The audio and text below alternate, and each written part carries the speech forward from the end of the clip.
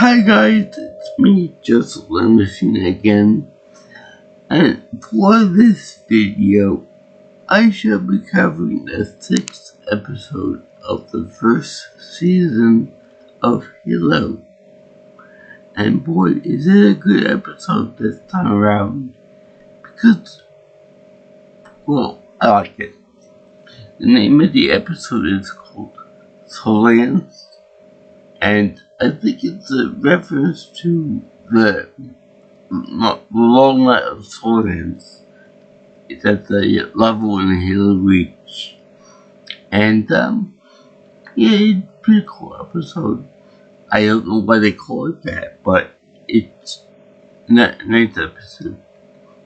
Now, before I get into it properly, I should tell you that the guy who I thought was going to be the character of Solace Johnson from the Halo games is actually Captain Keyes.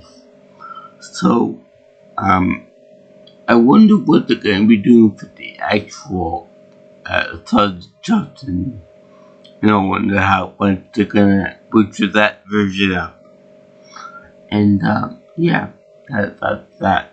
So it turns out that black guy is actually Captain Keyes, which makes more sense to why Miranda looks the way she does. And I have no idea why they decided to make her a medical technician or a doctor rather than a commander, like in the game series. But, yeah, it's pretty interesting. I also got a comment on the fact that I think that Cortana in this universe looks a lot like a young version of Sarah Jessica Parker, like from the movie Hocus Pocus.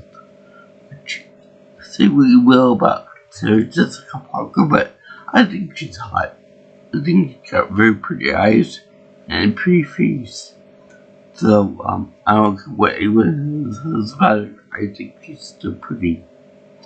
So anyway, this episode comes right after the little battle that John 117 was in from the last episode.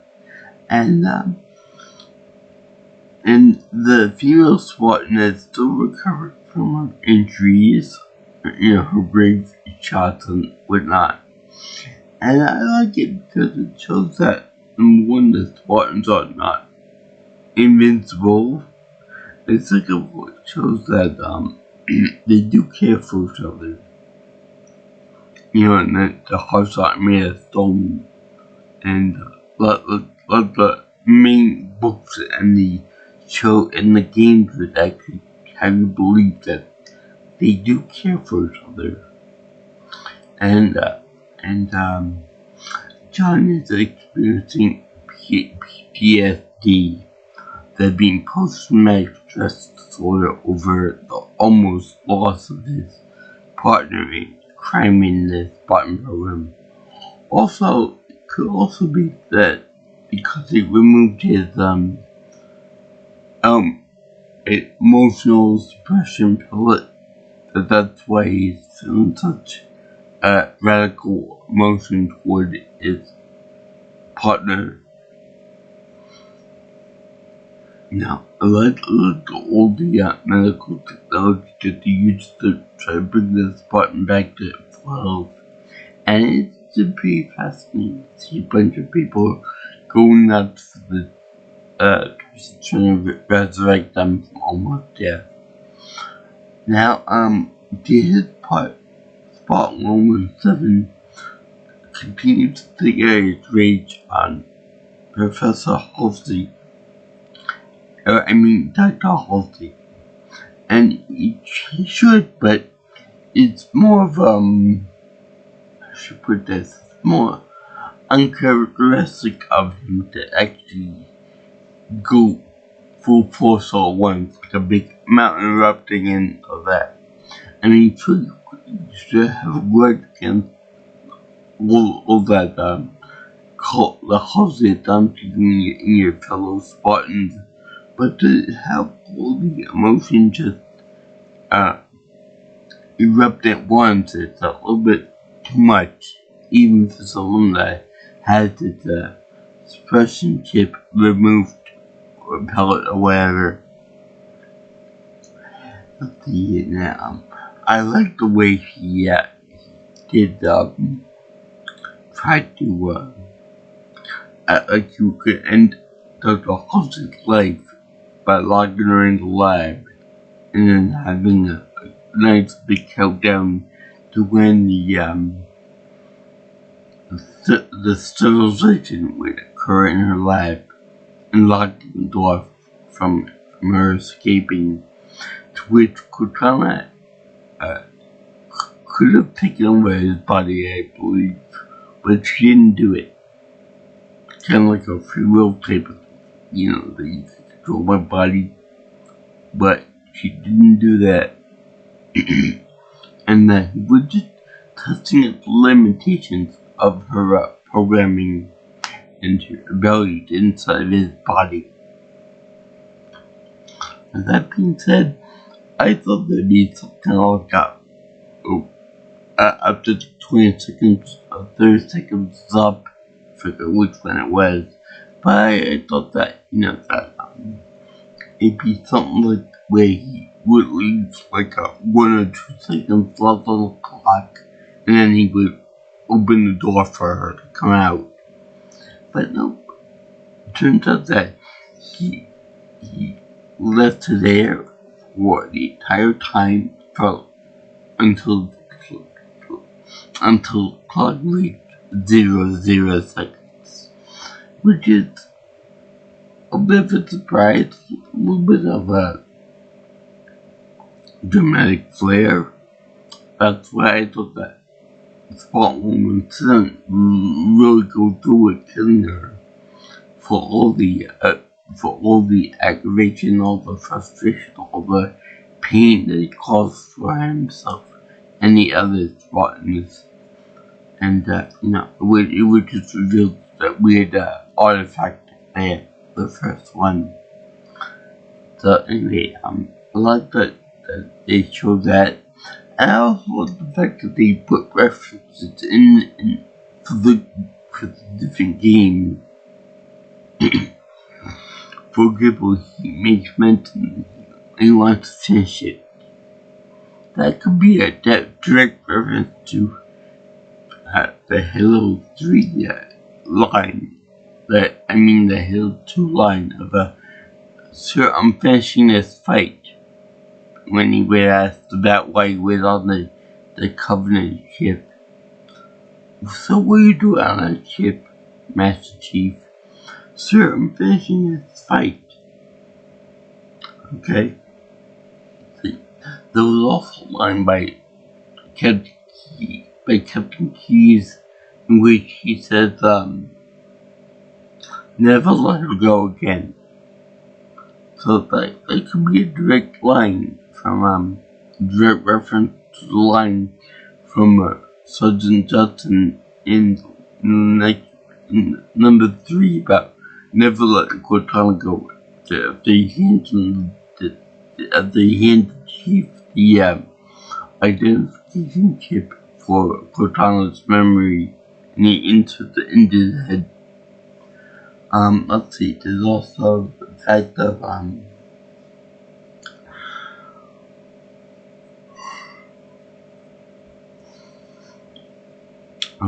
the spot laser, the spot laser, which they show full 3D schematic of it in the show, and I think that trying to imply that later on they're going to use it, they're going to use a prototype of it, somewhat like BFG and Doom movies and Doom games.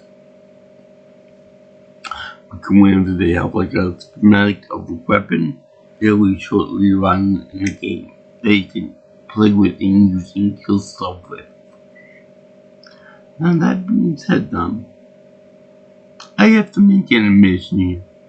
I don't love the spot lasers like everyone else does in the games. Like, I'll use them for like some of the heavy vehicles were like the heavily armored like routes and high ranking elites and stuff like that. But I don't like to carry around like I'm my person forever and ever and ever. Probably because they only have like 5 shots full charge, 5 shots on them. It takes a while for me to aim it probably. Plus I'm not too good at tracking and holding down the charge button for moving targets, so I don't really like it much. If anything, I'll just hand it off to my Marines, where they can handle the shots. Like when I'm on the Hornet, when I'm in the Hornet and they're on the those kids on the side, I'll give it to them for that. That's about it. We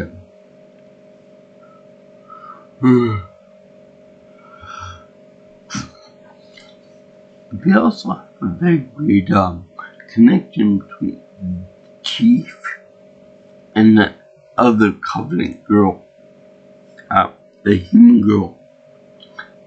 I believe that they give her a name in the future episodes called Maquis, and she's still mystery, but yet when the Chief is going to do the small artifact to try on like more information on it, she ends up having like a weird psychic bond with him, so that whenever he is touching it, she goes into a seizure right as she's attacking her medical guard in her cell, and she even runs with like plasma blade out of a fingernail, like blade that's like.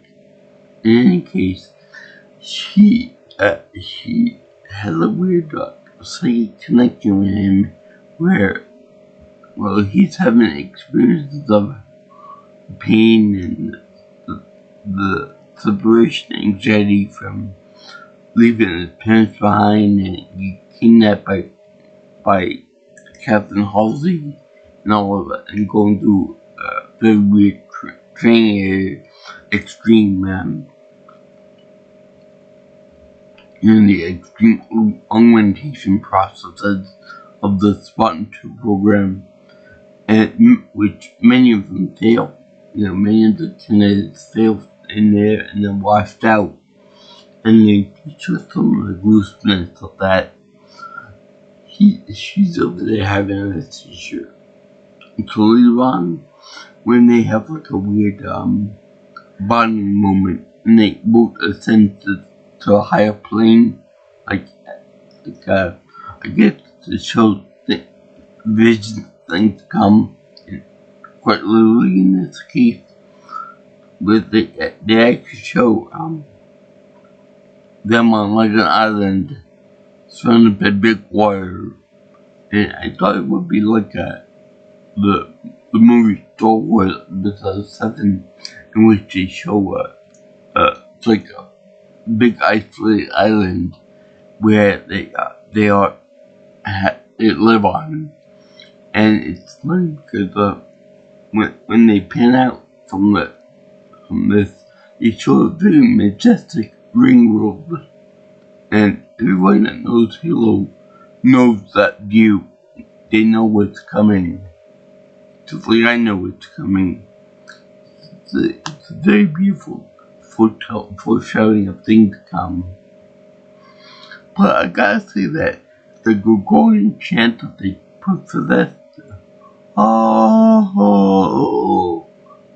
Halo theme, is a little bit different than a standard Gregorian chant.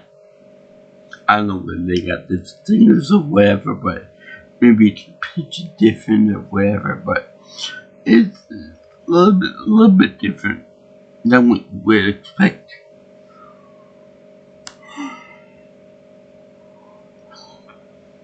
and yes, they show both the horizons of the living world, and it's very majestic and very beautiful. And for some reason, when they show the chief and monkey together, they always show they have the same mental I guess stream or beat or whatever, and they have the same heart rate too. 50 and 93 respectively.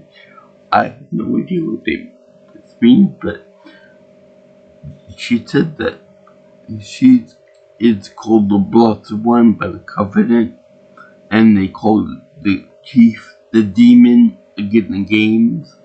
So it could just be like a kind of like the devil version of Jesus Christ, like that type of thing. Or it could just establish that they one and the same. You can't fall both together. Love and marriage.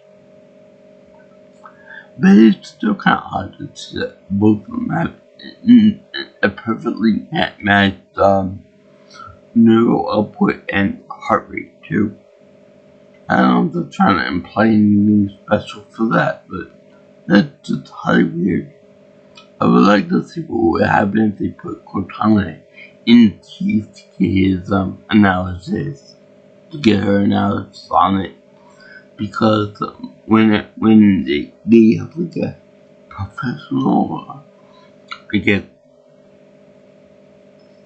a thing on his person that they can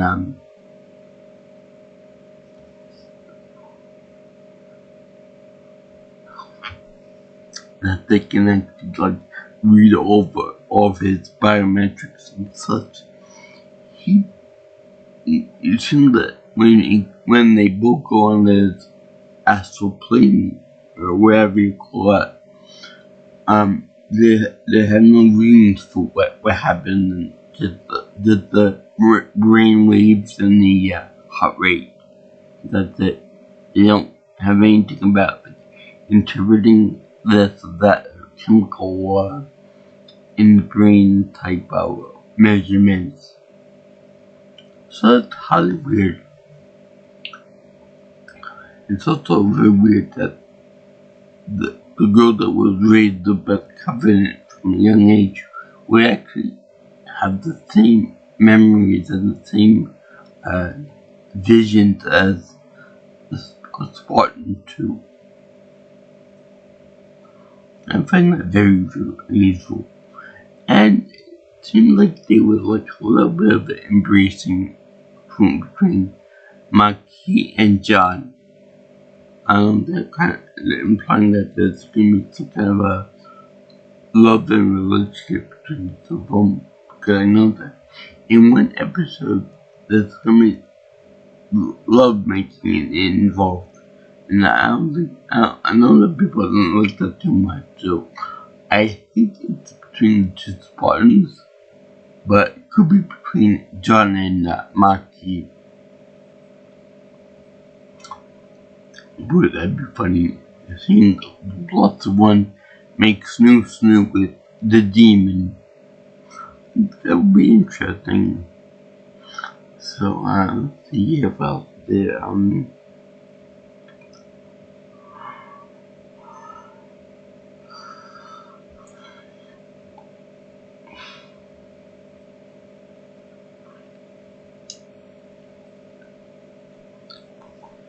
yeah, that's it. The way they imply that these Spartans can have PTSD, and that they're not perfect war machines, and that they are human inside the big brutish armor. Which, speaking of which, I like the design of the undercoat for the Miona armor is black with like looks like shoulder and neck pads, like circuitry, which is nice. But yeah, they don't have the Miona armor that we know and love much here. But it actually does make a lot of sense that John doesn't need to use the helmet for this because they're safe. They're like in like medical facilities. They're in training mode, so there's no need for that helmet back there. It'd be funny if Marquis actually makes a spot one day in a fight to fight her creators or her adopted family. Yeah. I thank you for watching my video on the 6th episode of first season of Halo called Solace. If I'm pronouncing that right. I give this my happy face seal because yeah, I really like the fact that they're humanizing John and the other Spartans to show that they are not just war machines. They're not built for combat, built for war. Yeah, that's like a human element to them. And you get scared, they do get fearful, they do have rage, they do have PTSD from the war experience. Although I think it's a little too quick for that, but whatever.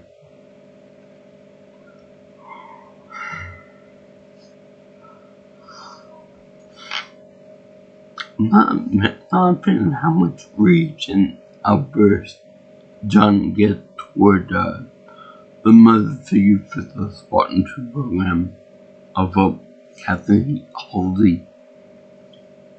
But, there. I want to know more about the connection between the Spartan and Marquis, the Blessed One, and why whenever he touches something, she gets seizures. Like if he were to take damage, would she also take damage too? Like if he gets shot in the arm or something, would she also get pain in her arm? Anyway, if you guys like what you see here and you want to see more of my stuff from my channel, like, comment, share, and subscribe to my channel. You can also contact me for future information on my stuff by calling me or texting me at 631-707-3707, or you can always reach me at, follow me on Twitter or X at PNelsonPro. Also, you can get me on my email at jjsviewingchannel@gmail.com. So, I salute all you guys who go out there into the land who enjoy all the sci-fi, the Halo stuff, and Spartan culture and things like that. Peace out, my brothers and sisters. I'll see you in the next video. All you girls and guys in Internet Land. I'll see you in the next video. See ya. Ciao, ciao. Sayonara. And then BSN. Our rejection.